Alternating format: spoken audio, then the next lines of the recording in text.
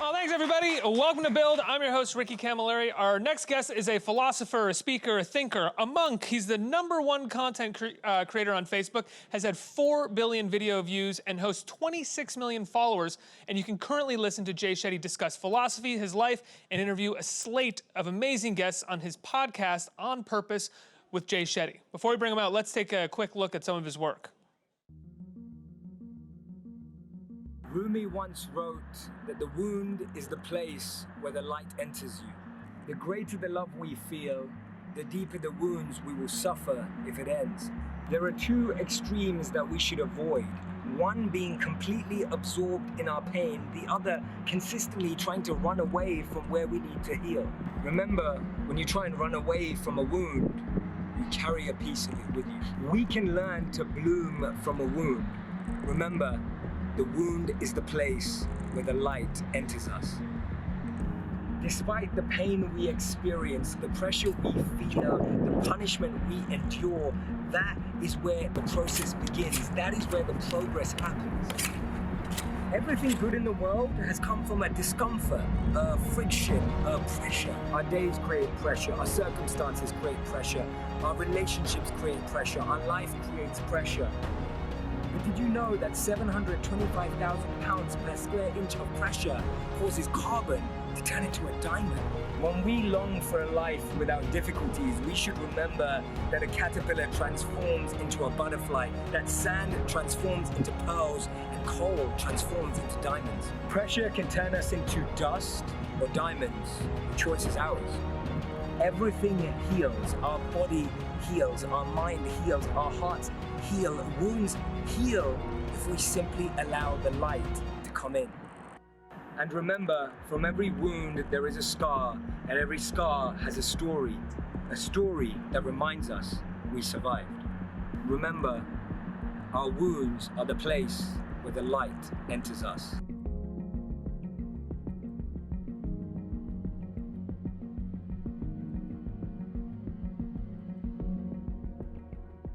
Everybody, please welcome Jay Shetty. Let's hear it.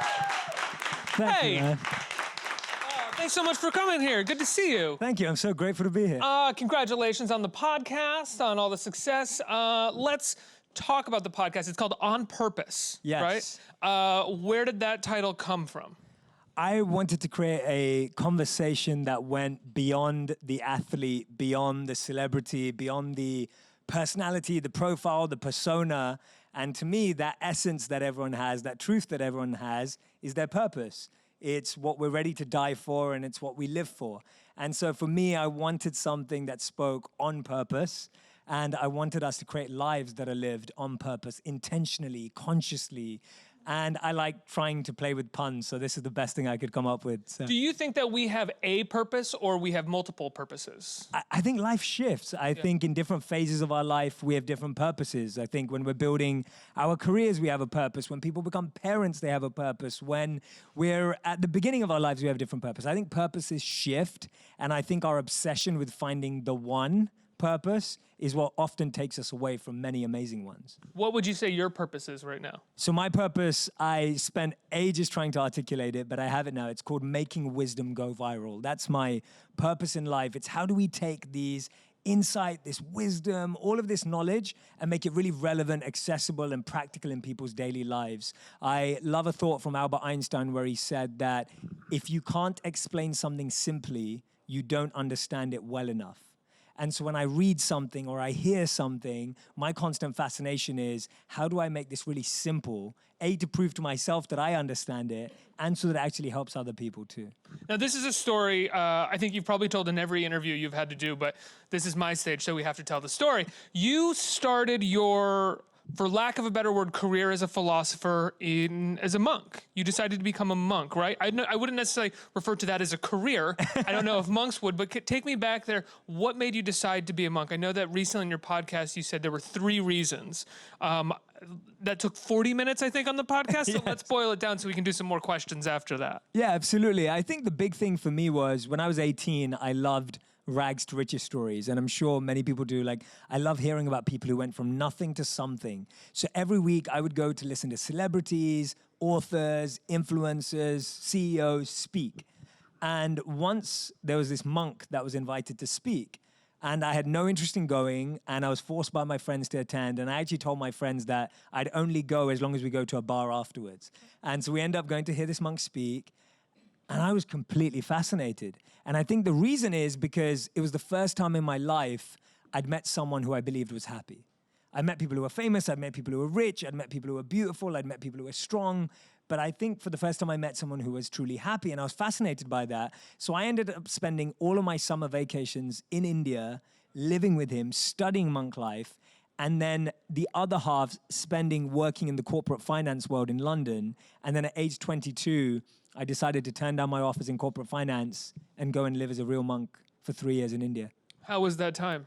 It was one of the best decisions of my life. I did it because I wanted to spend 3 years really understanding myself and also making an impact in the world. And at that time, that was the best example I had of it. I always believe that you can't be what you can't see. And so if you can't see someone making an impact in a certain way, you don't think you can do it. And for me, the monks were building sustainable villages. They were building food distribution programs. And I was thinking, that's going to have an impact in the world. That's going to serve people's lives. And I wanted to be a part of that. And being able to spend half our day in silence and half our day in service really trained me for life. Because even in this busy, crazy, and hectic world that I live in now, I'm able to find that space. I'm able to find that silence and use the other half to try and make an impact. So even at this time, when you decided to become a monk or started studying Buddhism, you were straddling two worlds. You were straddling the corporate finance world as well as philosophy. When you, after the 3 years you spent there, when you left there and you started sort of using that philosophy for some of the corporate finance world, how do you put those two things together?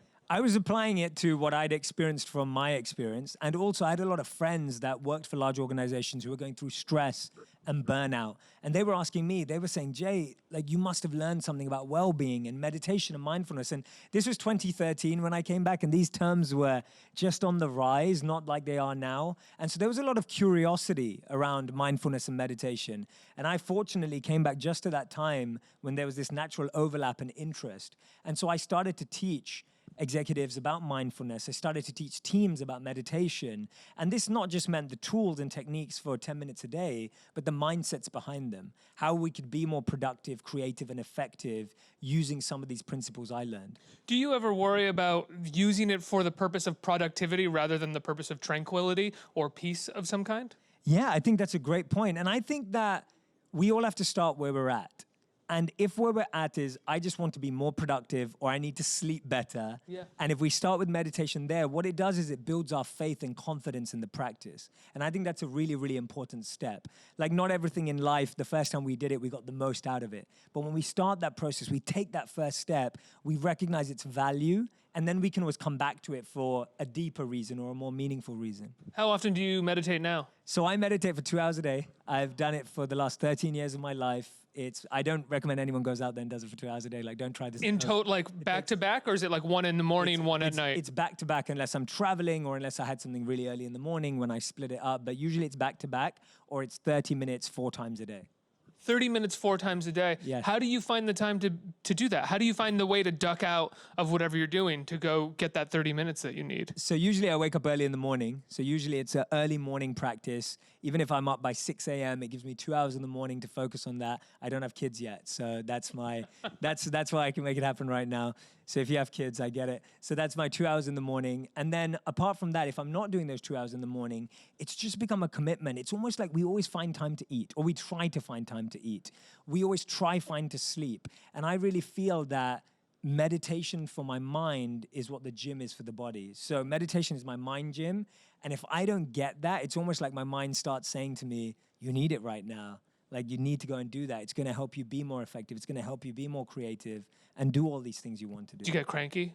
I can get cranky. Absolutely. I can have my moments where I'm when I'm low on meditation, I'm like, oh God, I need to take another one of those. I definitely get that feeling. And I think that all of us go through it. I think we all get cranky. I think we all go through moments where we're restless. And so we all need a habit or a practice. Yeah. You know, and breathing itself is such an incredible practice to focus on. I've got writing in the gym, and I find if I don't get either of those in a couple days, I will suddenly be like, wow, I'm being really mean to people. Yeah, I'm yeah. very caustic around everybody right now. Absolutely. And I need to find some sort of outlet to get it out. Yeah, some of us get cranky, some of us get hangry.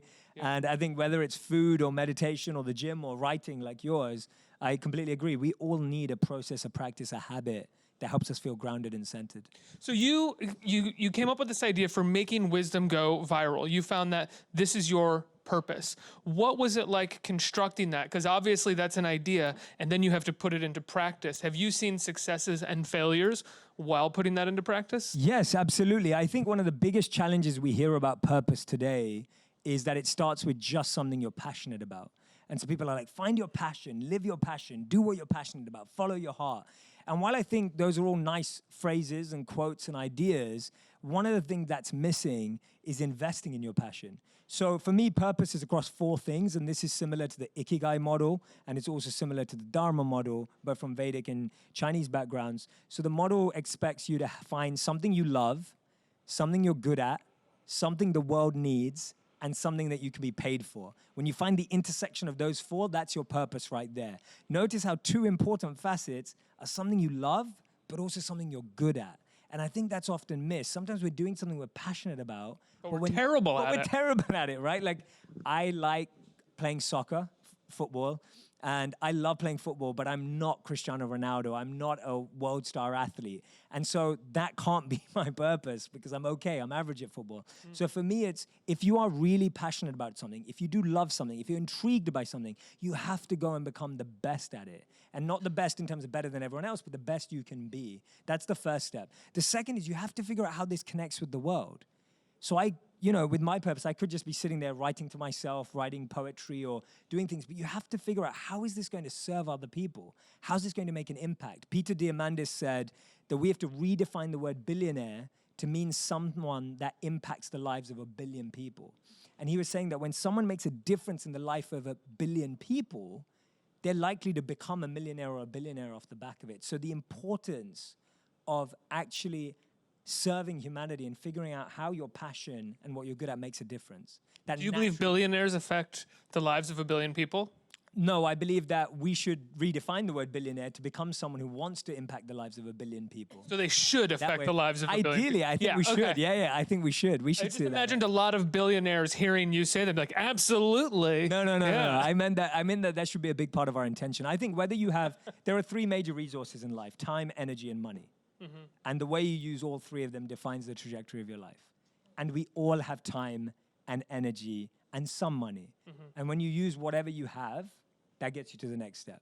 Now, the second one is being something that you're good at. You said, is that where investment comes in? Make yourself good at this thing? Or what if, like, you can't be good at it? What if you can't become a professional soccer player, but you do love soccer? That is what you have a passion for. Yeah, so I think we all have limiting beliefs around what's possible and what's not. Even now with what I'm doing today, I never imagined it would be able to have the impact that it's having. So we all have these limiting beliefs. So you have to go and test, and you have to go and experiment.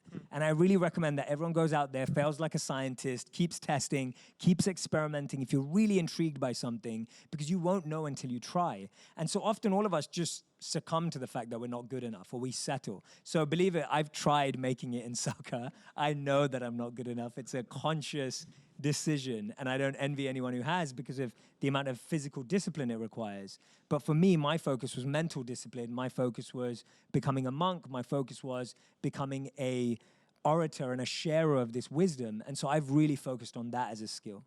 Have you had, in the focusing of that, have you had moments of failure where you've been like, you've doubted yourself and you've had to pull yourself back up? Yeah, I'm glad you asked that. So before I ever made a video, I pitched my video series idea to 40 media companies. And I was rejected by every single one of them before an interview because I didn't have a media or journalism background or a hosting background or a communications background. And so 40 of the top media companies said no immediately. They didn't even meet me. They didn't take the time.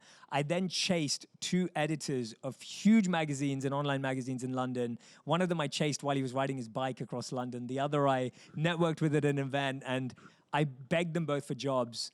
And I said, look, just give me a break. I just need an opportunity. And this was when I was 28 years old, 3 years ago. And they both said to me, they said, you're too old to be in media. Like, this is not going to happen. Everyone trying to break through is 21 years old. It's not going to happen. So I had literally multiple doors closed in my face before I even made a video. And I ended up... And this is in 2013, 2014? This is 2016. 2016. 2016. Wow. And then I ended up at a ethnic minority TV training day run by the BBC in London. And I walked into this room and there were 6 colored people in there. And I was like, oh, I'm brown, you're brown, and you're brown and black. And, you know, it was literally like, it was a room full of ethnic minorities in London. And this was run for us. And they trained us in presenting. I went there to see if I even had the skills. And then afterwards, they were just like, yeah, Jay, you're great. Like, you could do this. And I was like, great. Do you have a job for me? And they said, no, there's no jobs in media. And I was like, okay, great. So I got to a point where I'd exhausted all options apart from starting a social media page. So I launched my first video on social media on Facebook and YouTube in 2016, just 3 years ago. And what were you doing outside of hustling in that moment? I was doing a lot of corporate coaching. What gave you the confidence after being rejected by 40 media companies and being told that you're good, but there's no jobs? What still gave you the confidence to keep going? The only thing that gave me the confidence was this principle or thought by Thomas Edison, which was, when you believe you've exhausted all options, remember this, you haven't. And I was saying to myself that unless I've genuinely knocked on every single door, I can't say to anyone that I haven't had a chance. And so my confidence came from the fact that I was going to try and knock on every different door, walk down every different path, and see what was possible. And that's my biggest advice to everyone today, is that we no longer need permission from anyone to give us an opportunity to share our voice. The audience and community can decide for themselves. You've got people waiting on social media for content. The people will decide for you. And so for all of us today, we have this unique opportunity. Now, obviously, because you went to social media, you immediately established what your personality was. And for lack of a better word, it's a shallow word, what your brand was in this moment. So when you did go to media companies after, or media companies brought you on, they essentially let you do what you did because they hired you for that reason. If you had been hired by a media company prior to establishing yourself on social media, do you think you would have been confined, or you would have been put in a place where you had to rearrange who you were to fit that media company? 100%. And that's such a great question, because I think, again, it leads to the point that we all need to demonstrate what we're good at, not demand it. And I think a lot of the times we're like demanding companies and I was doing the same, media brands to like me and invest in me when I hadn't even invested in myself yet. And so it was a great lesson to me that if I want people to take me seriously, I first have to invest in myself and demonstrate my skills rather than demanding or defending it, demanding someone else to notice my skills or what I was good at. And so that was a great learning curve for me. And I think you're spot on that when you're able to create your path, you're then able to define how you partner and collaborate and grow, as opposed to when you're created by someone else or invested in by someone else. Yeah, one of the best quotes about living in this world is that if you can get people to pay you for just being who you are, yes, you've succeeded. Absolutely, 100%. Do you feel that way at this point? I do now. I remember feeling it when I was able to wear sneakers on stage at like a really big conference, and I was like, yes. So like, a big corporate conference? Yeah, and they're like, oh my God, sneakers. Conference. He's so cool. Yeah, which I didn't feel cool at all, but I was just like, yes, I get to be myself now. And I don't have to worry about how I dress to be perceived smart or a certain way, or I don't have to think about all of that because I can just be. And I completely agree with you. I think that's a privilege and that's a blessing. And therefore, it's a responsibility. I don't think that's then a thing of like, oh, I can do whatever I want. Oh, no, absolutely exactly. not. I mean, you have to nurture it and take care of it. Absolutely. Because it's not going to last forever if you 100%, don't. exactly. You know, your first episode of your podcast is an interview with your wife. Yes. What made you launch the podcast with that? I think most people would launch the podcast with the Chelsea Handler episode or Deepak Chopra or something, but you were like, no, it's going to be an hour and 30 minutes with my wife. Yeah, I did that because I felt that if I was going to ask all of my guests to open up beyond their profile, their persona, and their personality. You should ask your wife too. I should do it first myself. Oh, okay. So I had to let my audience into my life. If I wanted people to open up about theirs, I had to open up about mine. And I really wanted people to meet my wife, get to know her as well. And I think what better way to get to know me through the person who knows me the best, who spends the most amount of time with me as well. And also it was just a beautiful opportunity for us to connect and for us to share the crazy 3 years we've spent together married and everything we've been through as well. Was it weird doing it? It was fun doing it. Yeah. We had a lot of fun doing it. It was definitely. Did you find that it changed your dynamic a little bit in that moment, just having the microphones there and having this idea that you're presenting an idea of your relationship rather than just sort of being in your relationship in that moment? Yeah, absolutely. I think me and her talk about relationships a lot. So we have that discussion regularly. And we've consciously gone through our relationship, looked at parts where we've really struggled, which we talk about, and then things that we've really worked on and have been really great for us. And I think we talk about that a lot. So actually the conversation people got to see is a conversation we would actually have as Pillow Talk or behind closed doors, because we're consistently working on ourselves and working on our relationship. And my wife is quite hard to contain. If anyone knows her or follows her on social media, she loves being herself at all times. So even on that podcast, she's constantly just letting out her true energy and true self. Your last episode, the episode that one of the episodes that I listened to, I loved. Forgive me for forgetting his name, but he's a psychologist who was, I think, one of the first to scan and study the actual physical brain in regards to psychological maladies, right? Yeah, so Dr. Amon, he's a clinical neuroscientist, absolutely phenomenal. If you don't follow him on social media, and he looks at the effects of everything from social media to drugs, etc., on the impact specifically on the brain. But like what we were saying before, he's a holistic thinker. He also realizes the value of spirituality, so he's got a really fresh perspective. He also blows up psychoanalysis a little bit as well. This idea that psychoanalysis is, for lack of a better word, kind of a fraud, because they weren't studying the brain. They weren't actually looking at the tolls, the physical tolls that could be taken on the brain when there are maladies. You're not just sort of guessing that somebody has penis envy or something. Yeah, exactly. And that's what he was saying, that we need to rise above just talking about the mental and emotional states, but also talk about the brain. But one of the things that he told me about, which I thought was fascinating, which I think would resonate with people, he was saying how the human brain doesn't have the ability to deal with fame until age 28. And when I heard that, I remember that's just stuck with me since he said that. I was like, wow. So this exposure to fame in any way, whether it's 1,000 likes or 1 million likes, early on in our life can become such a big dependence for dopamine, where the only experience of joy we're getting is because of likes and loves and hearts and shares. And so just the ability for us to now start diversifying where we get that feeling from early on in life is so important. So you're saying, you're talking about in regards to social media and teenagers or children and the way that it's used?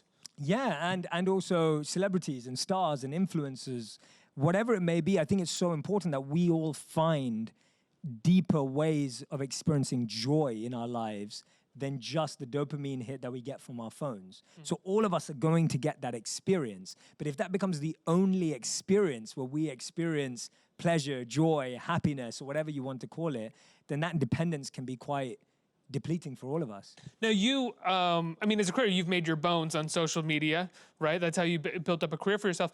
How do you feel about that duality, that social media, while it can be an incredible tool used to make wisdom go viral, can also be quite damaging culturally and socially? Yeah, absolutely. So I think one of the things we learned as a monk, which I think is beautiful, is that everything's a vessel. Like this cup of water we have here, this mug could be full of poison, which I hope it's not, or it could be, or it could be full of water. It's for us to define what's put into it. And social media is the same. The internet's the same. A billboard's the same. A brand is the same. It's what we're infusing it with. It's given meaning by how we use it, and it's given meaning by what we put into it. And so for me, social media can be an incredible tool to spread people's messages, to share powerful voices, to give people an opportunity to speak up. And at the same time, it can pull people down. But again, it's depending on how we use it and what we put into it. And I think that's our responsibility as a consumer to curate what we look at, and as a user to make sure we're putting out good too. Now you have incredible confidence in your beliefs and in your ideas, and I'm wondering if you ever have moments of serious doubt.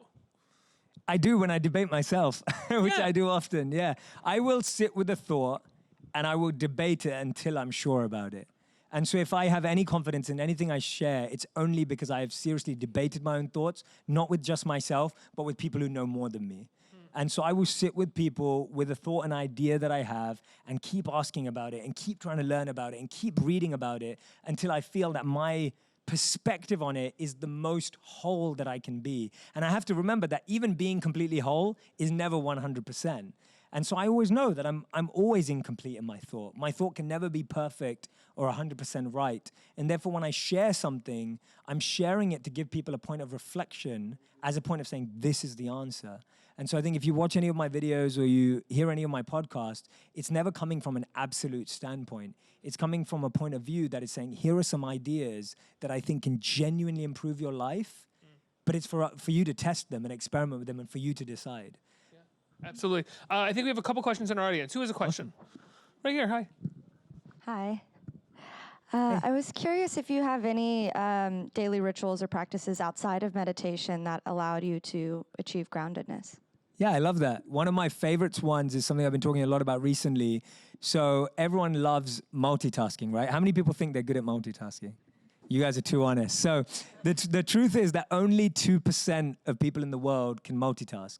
And when we hear that, we're thinking, yeah, I'm in that 2%. But the truth is most of us are in the 98%. So one of my daily rituals is called single tasking. I try and do one thing at a time, and I try and go all in on that one thing. So if I'm eating, I'm just eating. If I'm speaking to someone on the phone, I'm just speaking to them on the phone. And when you do single tasking, your brain, your mind, your emotions, your heart, your energy all gets to be directed to one action, and you're no longer frazzled and trying to achieve many things at a time. So that's something that's one of my favorites. And the other one is trying to build mental conversations during physical things. So I'll give an example. When I'm brushing my teeth, I'm thinking of 3 things that I'm grateful for.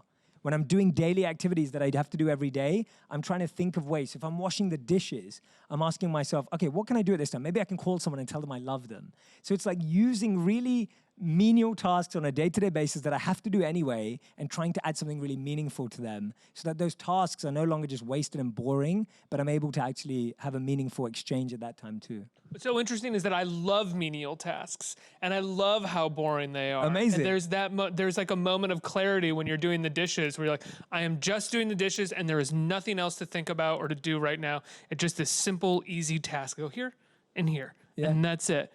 I know you never feel that? You feel like I you agree. have to... I agree. I think it's because we live in a world that's constantly time short. Yeah. So I think just building in a mental practice during that physical activity, even if it is what you're doing, like you're single tasking, the fact that you're just focusing on doing the dishes, that is single tasking. And I think that's amazing. It's one of those great tasks where you can't really multitask because it requires both hands and requires you to look something, Yeah. Any sort of like chore like that is so wonderful at this stage in life because everything else, your brain clicks into different places. I can appreciate that. That's beautiful. One more question. Right here. Hi. Hey, Hi, Jay. How are you? I'm good. How are you? Good, thank you. You speak a lot about relationships on your videos, and your podcast with your wife was one of my favorite.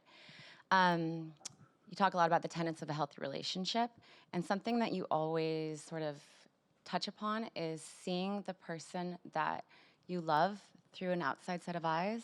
I don't know if I'm phrasing that correctly, but sort of seeing them as an independent entity. Do you know? Can you sort of expound upon that and why you think that's so important? Because so many people, I think, are doing relationships sort of as one unit instead of 2 separate people, sort of. Sure. Guide. Yeah, my belief is that people should come together to enhance each other. Right. So when 2 people come together, it's not about someone else completing you or that we're a whole together. It's like you're already complete, and then you're adding to each other.